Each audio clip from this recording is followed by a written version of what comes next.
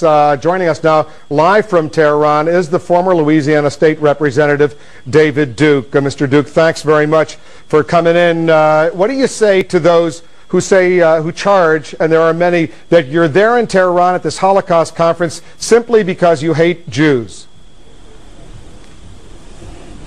Well, first off, Mr. Blitzer, I resent the introduction you made of me. You mentioned the Ku Klux Klan 11 times. That was over 30 years ago in my life. And since that time, I got elected to the House of Representatives. I received a full doctorate. I've been a teacher. I have one of the best-selling books in the world. And you interview many former communists in governments all over the world, and you don't introduce them by saying former communist, and certainly not 11 times. I think you're biased because you're a former lobbyist for AIPAC. You're a Jewish extremist, supporter of Israel, so you want to bias anyone who criticizes Zionism. Well, do you hate Jews? No, I don't. Do you hate people who don't want to be controlled? Do you hate Americans who don't want the Israeli lobby to have Americans fight and die and thousands maimed because Israel wants it in the Middle East? We have a war in Iraq because Israel wanted that war, not for American interests. They lied to us about weapons of mass destruction, and now they're trying to get America into war against Iran. And I think it would be a tragedy for this country, a tragedy for the world. And you don't like what I say against Zionism, so you want to talk about the Ku Klux Klan rather than the issues facing the world. The terrorism of the Israeli state, for instance. Do you believe, Mr. Duke, that there was a Holocaust? I believe, sir, that the only way we can know whether there was a Holocaust or the nature of it is freedom of speech. I don't think we should be locking people in prison in Europe, even elderly people in their 80s, because they dare to have a different opinion about an historical event. The American government shouldn't be saying that the Iran conference was a conference for freedom of speech. I heard many mainstream Holocaust speakers at this conference, many.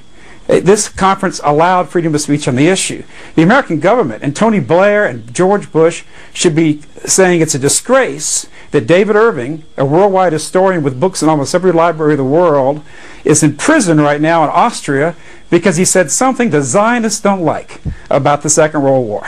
Do you believe in a two-state solution to the Israeli-Palestinian conflict, a new state of Palestine living side by side with the state of Israel? I think that's probably the best solution. I think you have to ask the people who live there of both Israel and the Arab countries. But I know one thing: you can't impose a solution from the Zionist domination of American foreign policy.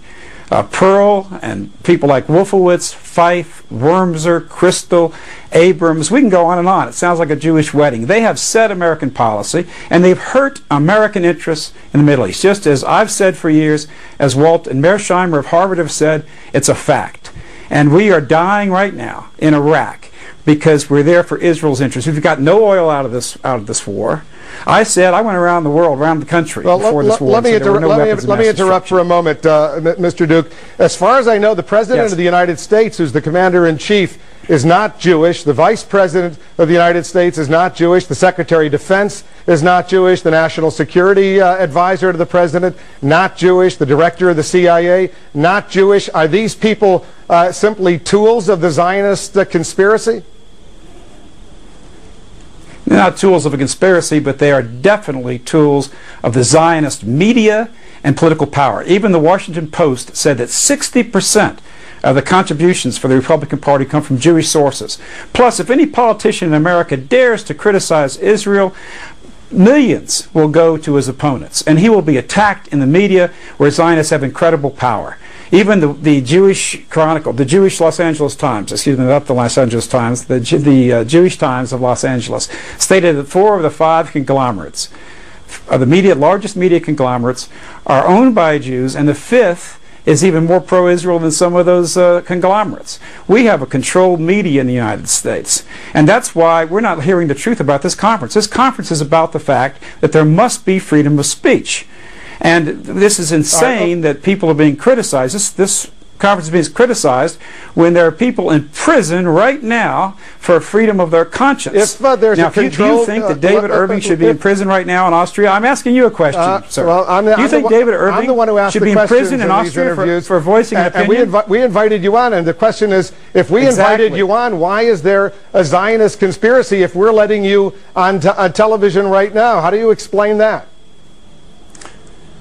Well, how do I explain that? I think that you can't affect the news. I think you have to put some spin on what's happening. But we didn't have to invite you on CNN. And you want to. It's an attack mode, always an attack mode when people like myself come on there. But you thought you could handle me with your 11 connotations of the Ku Klux Klan. But you know something, you can't handle me, and you can't handle the truth. And the fact is, you are an agent of Zionism. You work for AIPAC, the lobby in this country that controls Israeli policy. I'm going to read to you what Mahmoud Ahmadinejad television, you're an Israeli agent. All right, I'm going to read to you what Mr. Mahmoud Ahmadinejad, the president of Iran, has said, and then you can respond if you agree or disagree with him. Israel must be wiped off the map, and God willing, with the force of God behind it, we shall soon experience a world without the United States and Zionism. That's what he said on October 28, 2005, according to Al Jazeera. All right, first off, that's a complete misquote. He never said wipe off the map. And he was talking about the Zionist control of the United States. In fact, I heard his last speech, and I read articles all over the world where he said Israel would be wiped off the map. He said Israel would have a change in government, just as the Soviet Union changed. Obviously, the Russian people weren't killed. Israel wasn't wiped out. And this was to garner hatred against Iran. Well, what about what he says? When he says we should soon maybe even nuclear strike against Iran. When he says we should soon experience a world without the United States. When he says we should soon experience a world without the United States and Zionism. I know what the translation was. He was referring to the control of the world. Israel uses the United States as its proxy. They use the United States, as Mahatma said from Malaysia. Israel is able to dominate our policy through their money, through their media control, and they're leading us to disaster. Richard Pearl and Paul Wolfowitz were the formulators of the Iraq War. Pearl, Wormser, and Feith wrote a paper for Benjamin Netanyahu of Israel, calling for war against Iraq, Iran, and Syria. And that's exactly what we did. They made up the lies of weapons of mass destruction because Americans were not willing to die in thousands and spend billions of dollars for Israel's strategic objectives. David Duke, that's the reality of it. We have to leave it there. So the satellite is about to go down, so we have to leave it right there. But you're in Tehran. Well, people can find information, davidduke.com. I'm sure they will have plenty of opportunities to hear what you have to say. That's it. David Duke joining us from